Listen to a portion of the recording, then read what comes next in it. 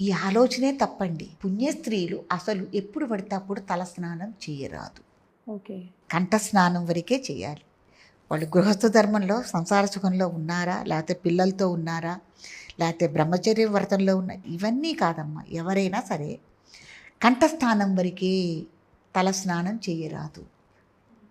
ఎప్పుడు పడితే అప్పుడు తలస్నానం చేయరాదు. తర్వాత తడి బట్టలతో పెడతారు, చాలా అపచారం. తడి బట్టలతో ఎప్పుడు దైవారాధనలు చేయరాదు. ఉతికి ఆరేసిన బట్టల్ని మటుకే మనం కట్టుకుని దైవారాధన చేయాలి. తలస్నానం ఎప్పుడు పడితే అప్పుడు చేయాల్సిన అవసరం లేదు. ఇలా అంటే కంఠస్నానం ఇప్పుడు చేసి ఇన్ కేస్ అమ్మ ఇప్పుడు నాన్ వెజిటేరియన్స్ ఉంటారు. ఉమ్, ఫర్ ఎగ్జాంపుల్ నిన్న ఎగ్ కర్రీ సంథింగ్ ఏదో నాన్ వెజ్ తిన్నారు. ఇప్పుడు ఇవాళ దీపం పెట్టాలంటే తలస్నానం చేయాల్సిందేనా?